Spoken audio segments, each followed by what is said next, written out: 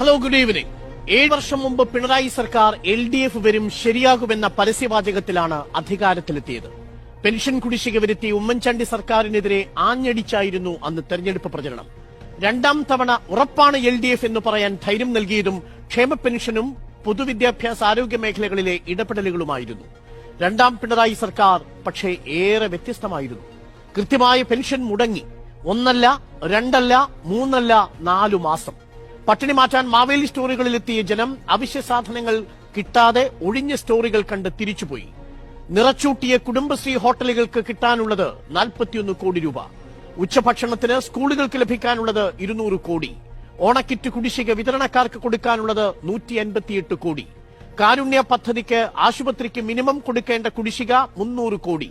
KSRTCക്ക് നൽകേണ്ട തുക പെൻഷന്റെ ഇനത്തിൽ മാത്രം 160 കോടി.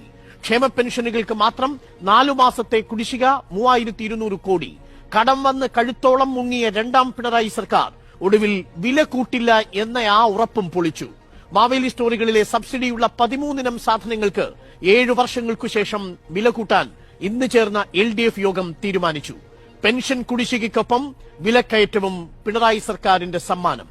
ചോദ്യം ഇതാണ്: ക്ഷേമത്തിന് ക്ഷാമമോ?